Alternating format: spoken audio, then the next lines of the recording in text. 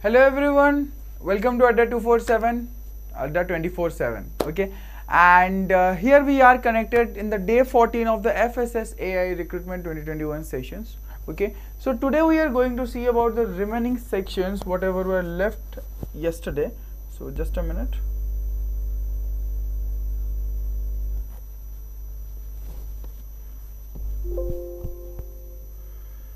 Okay, so Food Safety and Standards Act section part 2. Okay, so what are the sections? Now we are going to see these. So I'm just searching for something. Yeah, got it. So before the starting of the session, let me tell you that 80% off is live right now on the English batches of FSSAI.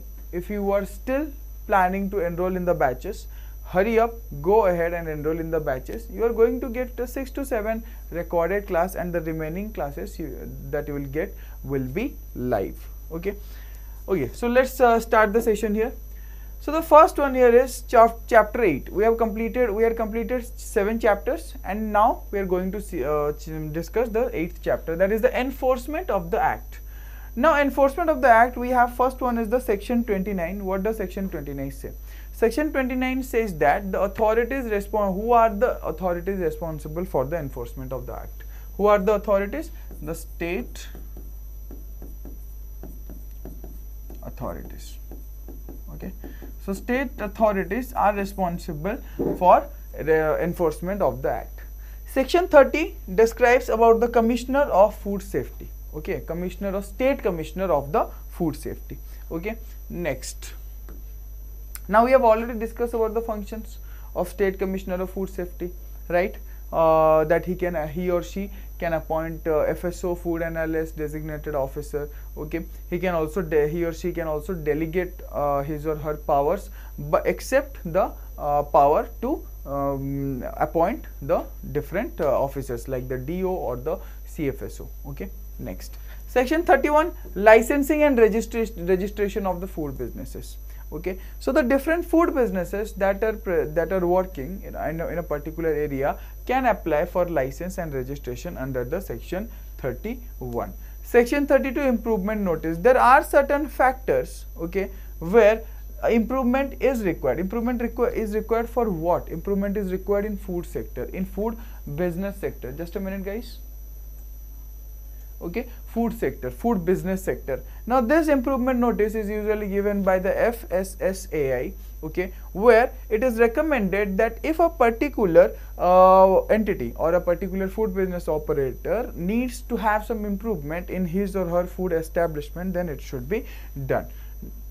Next, section 33, prohibition orders.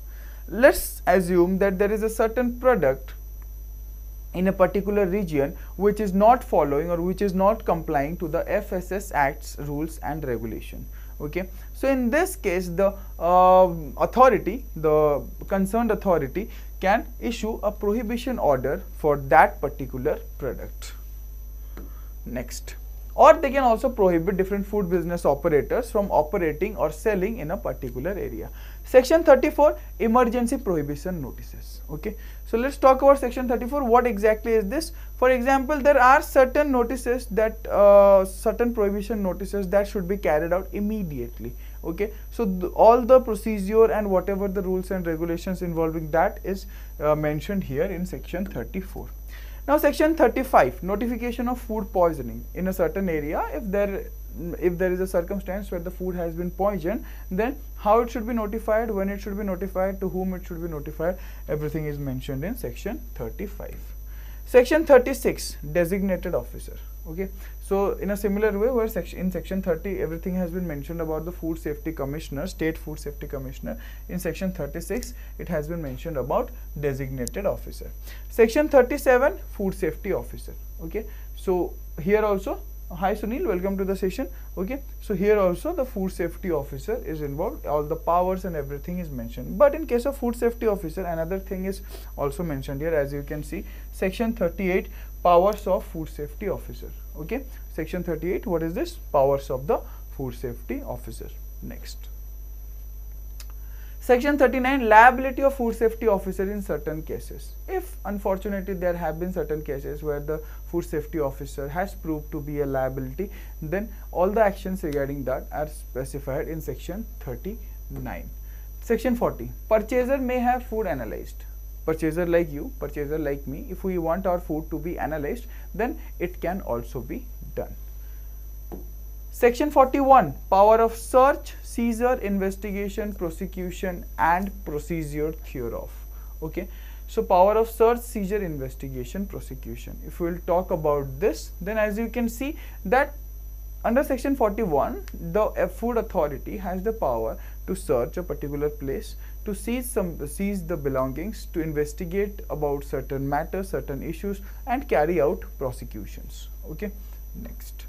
Section 42, procedure for launching prosecution. Okay, now if we'll talk about what are the different procedures that are followed for launching a prosecution, for launching a trial, so that is mentioned in section 42. In this you have to only remember the sections and what is usually done in the sections. Okay, now coming to chapter 8, it is analysis of food. Okay, what is this analysis of food? Talking about section 43, we have the recognition and accreditation of laboratories, research institutes and referral food laboratories. Now who provides this accreditation of the laboratories? NABL. Okay, National Accreditation Board for Testing and Calibration Laboratories. Okay, next. Which of the following are referral food laboratory? Whenever the food authority refers a particular laboratory, that is known as the referral laboratory. Okay, next. Section 44, recognition of organization or agency for food safety. Okay, audit. What is this? Section 44, recognition of organization or agency for food safety audits. As we know that FSSAI usually hires the third party auditors for auditing of food business operators. Section 45 is all about food analysts. Okay, so how food analysts are appointed and how the work is carried out has been mentioned in section 45. Section 46, functions of the food analyst. Now what do food analysts need to do? How should they analyze the food? Okay, what are the different methods that has been mentioned in section 46. Next, section 47, sampling and analysis. What is section 47? Sampling. How to do the sample? How many samples are required? 4 samples. 4 samples. Sampling is done by food safety officer. How and who are the people who retain these 4 samples? 2 samples are given to the DO or sent to the DO, 1 to the food analyst, 1 to the NABL accredited lab. Okay, 4 samples. Clear? Next. Chapter 9, offences and penalties. What are the different offences? What are the different penalties that are usually seen here? Okay, now let's check that. Section 48, general provisions relating to offence. What should be the procedure? How different trials should be carried out regarding offences? What needs to be done for a particular offence? That is usually seen in section 48. Section 49, general provisions relating to penalty. Okay, so if any kind of penalty is given, okay, for any kind of offence, then what should be the penalty? That is mentioned in section 49. Section 50 says that there is a penalty for selling food not of the nature or substance or quality demanded. For example, if you are maintaining a particular quality at a particular price point, okay, if you are providing a particular quality at a particular price point, then you should keep providing the same quality. If it becomes a substandard or if the quality is reduced, then usually there is a penalty for that also. Now talking about section 51, it says that there is also a penalty for substandard food. Okay, for example, you are paying 100 rupees for a particular food and the quality is something known as X, but if you are getting a quality less than X for the same price, but it has been mentioned that the quality is X, then you can obviously file a complaint here. Okay, next.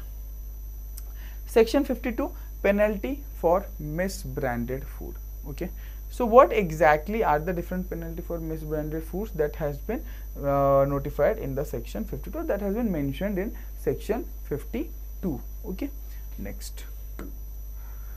Penalty for misleading advertisement. FSSAI works with ASCI Advertising Standards Council of India to stop these misleading advertisements or different wrong advertisements exactly. Okay, next.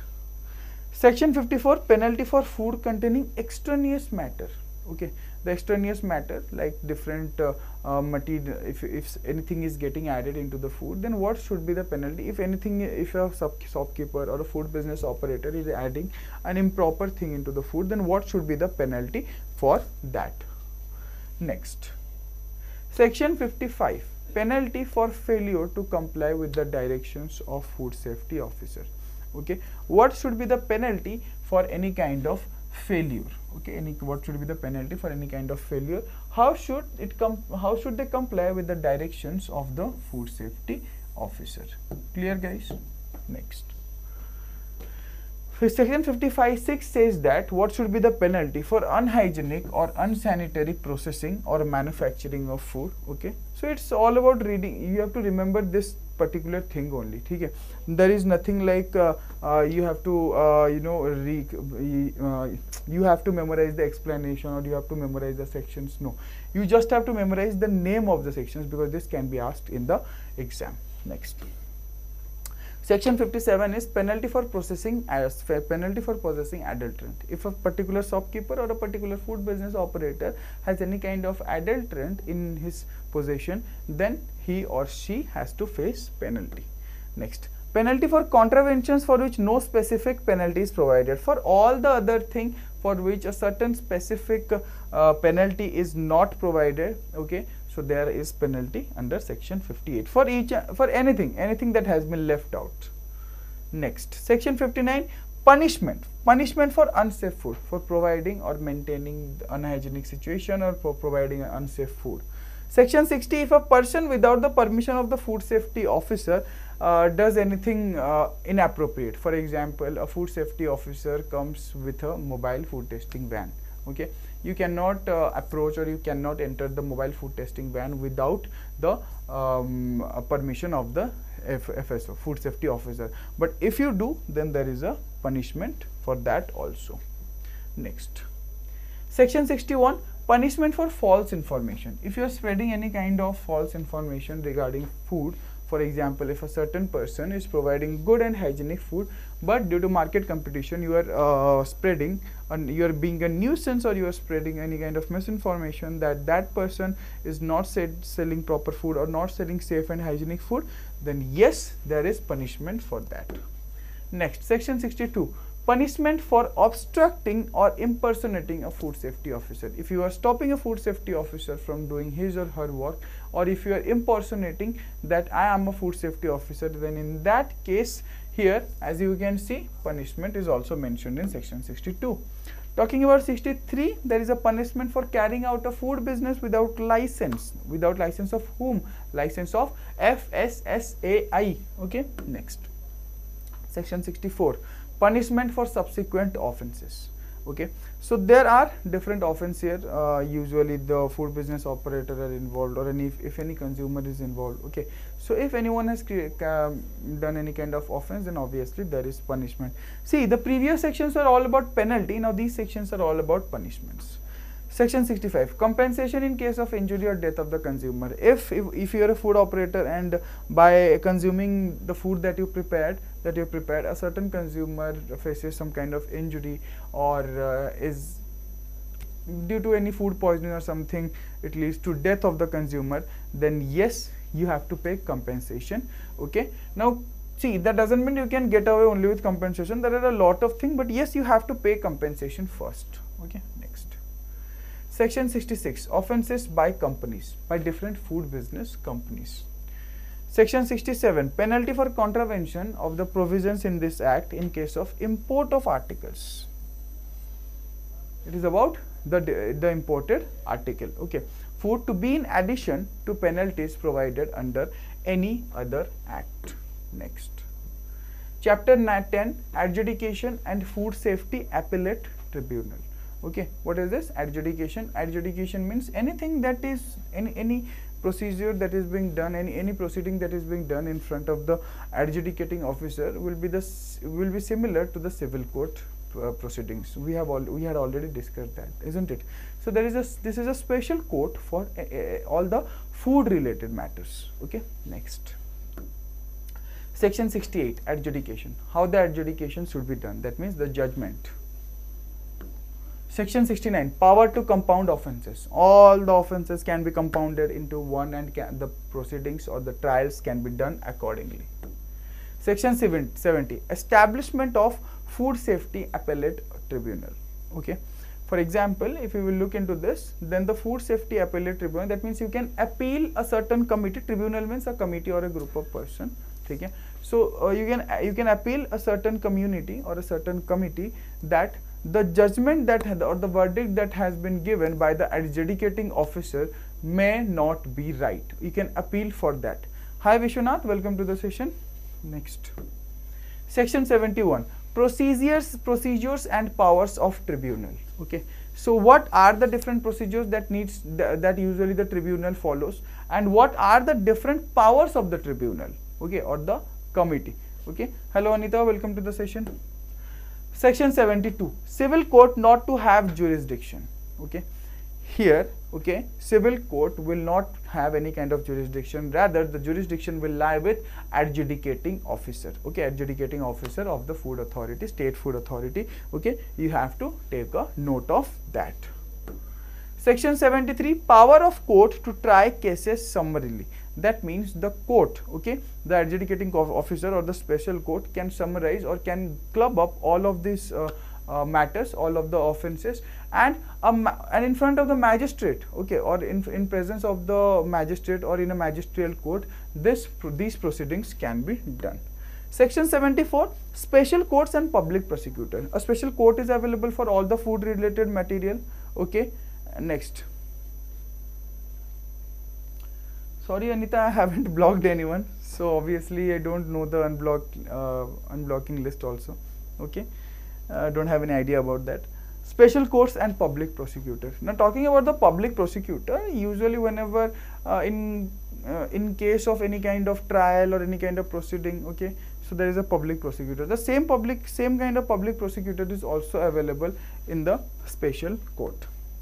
Section 75, power to transfer cases to regular courts. Okay, now talking about section 75, the adjudicating officer or the special court has the power to transfer the food related matters to the special regular courts also. Okay, that means the district court obviously.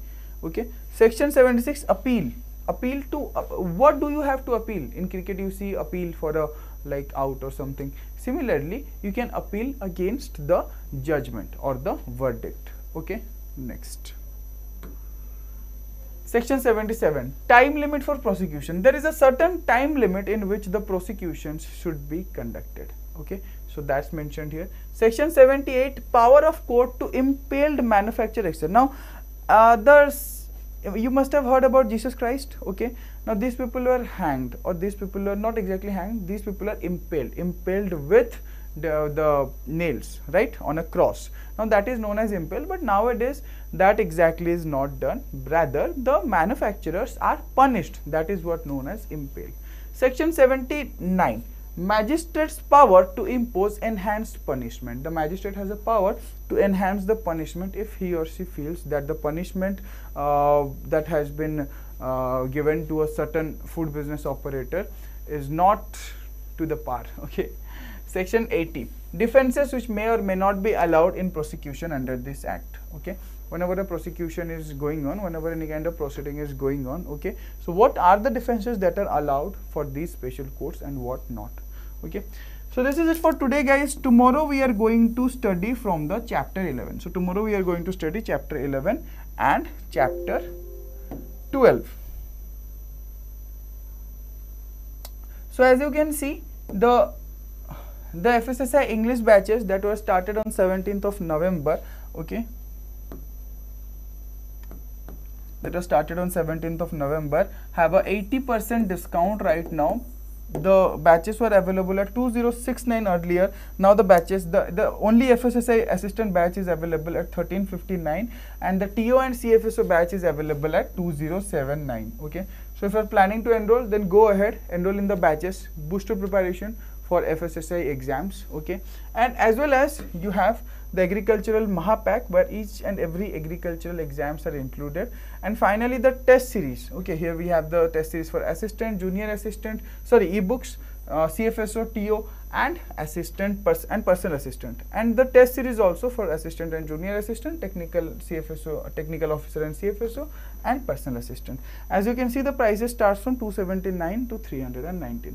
Okay, so 80% discount is live. Go ahead, but you have to use the code Y291S. Y291 will not work for 80%, it will give you 77%. Go ahead, use Y291S, and I would always recommend you to purchase from Adda 24/7 application, because you are going to get 1% more discount. If I'll talk about the batches, then 1% here means 89 rupees, 100 rupees, and here 129 rupees. Okay, extra discount you are going to get.